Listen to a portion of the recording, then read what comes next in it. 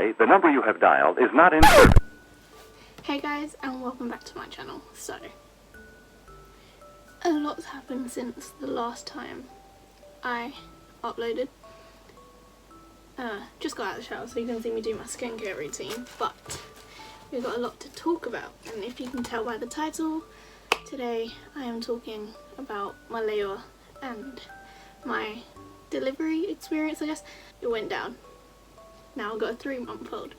You get to see him at the end of this video, but I just want to explain everything that happened, and I just want to say how lucky I am to have him, how lucky I am to have had such a good labour, and I just want to share that with you. So I hope you guys enjoy. Make sure to subscribe, like this video, tell me what else you want me to see, and I'll see if I can get around to doing it. I did just get out of the shower, as you can tell. Okay guys, so let's get started with just how the pregnancy was from the beginning to the end of the 9 months. Well, got pregnant, obviously.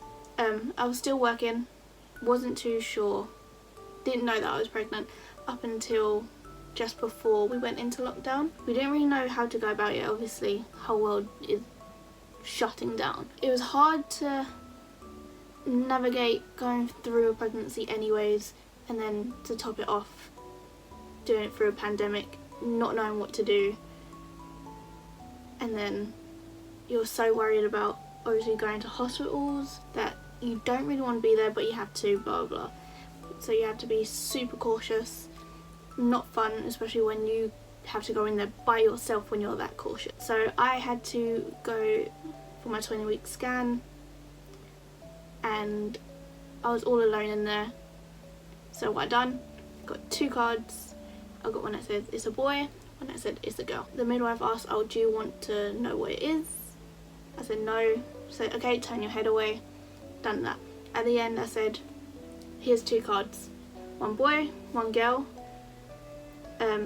Just give me back whichever one that it is, obviously in the envelope so I don't know what it is, and that way I can open it with my partner.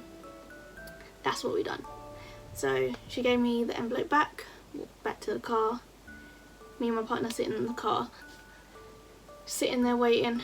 Couldn't be more excited to find out. We was like 100% sure it was going to be a girl, like 100. But we open it up and it's blue, so we have a boy. He was so over the moon. He's always wanted a boy. I always wanted a boy. Always wanted a boy because I grew up with 2 older brothers. I always wanted a boy first and then the girl, because to me it's like they'll protect her if I ever have girls. So that was kind of what I always wanted, but we were so certain that it was a girl that I kind of got my hopes up for that. But as soon as I found out it was a boy, I don't know, I'd be happy either way anyways, but ended up having a boy. So a few months down the line, they think that he's a little bit small, so I'm in and out of hospital getting scans. I end up going for my glucose test, and this is something that every pregnant woman has to do. She has to go to hospital, get a blood test, take a cup of juices, basically Lucozade, and then 2 hours later you get another blood test just to see where your sugar levels are at. And mine came back that I ended up having gestational diabetes. Whether I still have it now, they say that it's meant to go kind of after you had the baby. I haven't had a test yet to see if I still have it or not, so I'm not too sure, but we'll see. So because of the gestational diabetes, that was another reason I was in and out of hospital. I had to finger prick every 2 hours, hour after my meal. It needed to be between a certain range, and then that's cool, and then I have to write it down in my little logbook, and that is what I had to do for the rest of my pregnancy. Is what it is, as long as he's healthy. So fast forward, I was 39 plus 6, so I was 39 weeks plus 6 days, so I was a week and a day shy of the 40 week where you're meant to be, but it's within the safety limits of when you can have the baby. So what happened was, the night before, me and my partner were just chilling, doing whatever, and he decides to call his sister. And Don't know how, really don't, but she turns around and she's like, well, tomorrow I have such a strong feeling, you're gonna have the baby, I just know it, you're gonna have the baby. And we just scoffed it off, we didn't believe her, we're just like, yeah, whatever, she's still got a week left, like, there's no signs of the baby coming yet, so it's okay. Yeah, that was our mentality then. And so we just went on with our night, and I don't know, so in hindsight, like looking back, there was one specific time that night when he was moving so much, like honestly so much. It was out of character, so obviously like he would move around, but this was a lot. I was like, okay, well, he's active tonight, and I just brushed it off and that was the end of it. But it really wasn't, because I don't know why that night I could not sleep, so we ended up falling asleep about 5 a.m. and then my eyes pierced open at 7 a.m. or like 7:30 I think it was, and I'm just like, oh my god, I need to go to the toilet, I'm busting for the toilet. So I run to the toilet, it's literally just the room over, it wasn't pee that was coming out, and I was like, is this what I was waiting for? I wasn't too sure what to expect, so I run back into my room, tell my partner, and he bolts up. He's like, are you sure? I was like, I'm not too sure. I'll go back into the bathroom, he follows, and all of a sudden I'm just, no pressure whatsoever, there's all of a sudden just trickling onto the floor. So I was like, oh okay, I think this is real. So my parents were just leaving for work, so I called up my mum and she's like, yeah, I think it's time. So what I do is I just run a bath, jump in it, I'll download the app just to check how far along your contractions are. So that's what I done.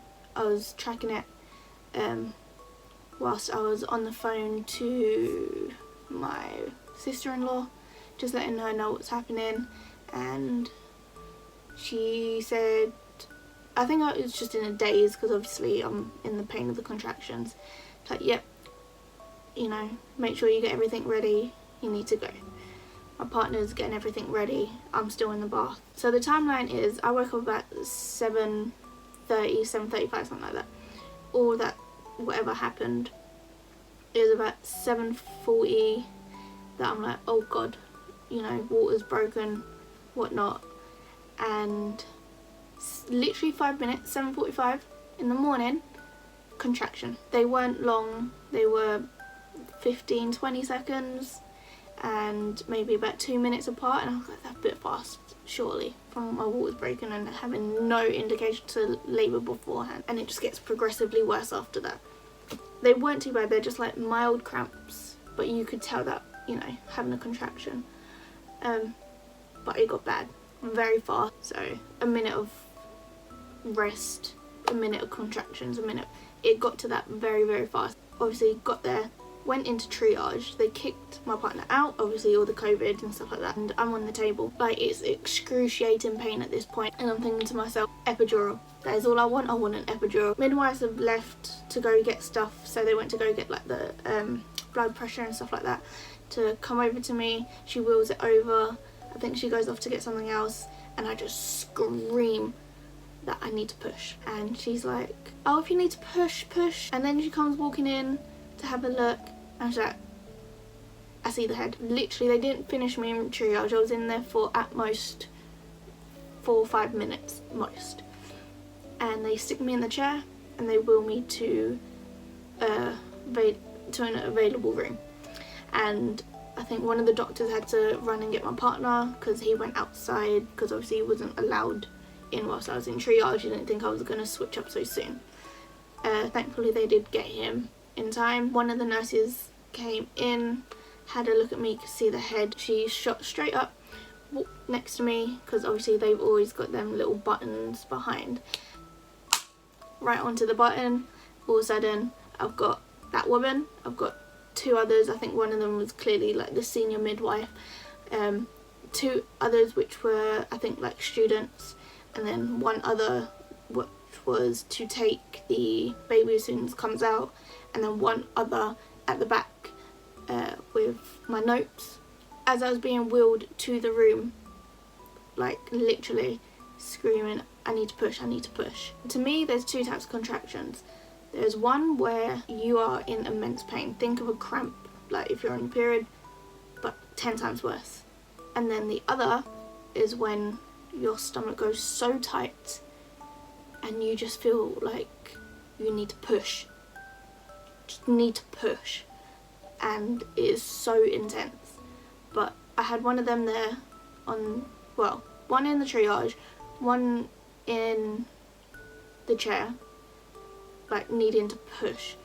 And then once I got into the room, they're like, you know, baby's coming. And I'm screaming, I want an epidural. And they're like, no. Quite frankly, no. The only pain relief you're getting is having this baby right now. And I was like, oh God. Okay. And they got me to start pushing. So I felt a contraction coming. They said push. I pushed. I done it very half-heartedly because I was so tired. And they're like, nope, you need to push harder. So I bit down on my lip and I pushed so hard that he got even closer. And then I waited for a sec. Then another wave came and I pushed again. This time his head was out and I felt the relief. I don't know what it is, but obviously you're opening. The head coming out was actually a relief, so it wasn't as painful as getting the rest of his body out. So one more push. I was so exhausted. So again, I just done a half-hearted. They're like, no, the baby's almost out. One more push and he's out. And I just bit down on my lip and I just went for it. And he literally just slipped out. Quite frankly, and honestly, the instant relief, like, I can think back now and think about all the pain I went through, and it's not pain I remember so much, but that instant relief of having the baby is the one thing I can remember like vividly feeling. Oh my God. So I'm in a daze, just had the baby. They take him, sort him out, obviously they cut him. They inject me with whatever the injection is so that obviously I can give birth to the placenta faster. Yeah, I opted in for that because I didn't want to really wait about for it. And they give me the baby and I have him on my chest. You'll see the picture of when they gave me the baby, and the nurse just comes over, literally sticks my nipple straight into his mouth for his first feed. I was like, oh okay, that's soon then. And that happened. And then they're like, okay, just gonna do, you know, an examination. Basically there with the baby, legs open wide, nurse between them, kind of seeing the damage, which wasn't too bad considering how fast the labour was, which was all in all from start of the contractions to when he was born was only 2 hours.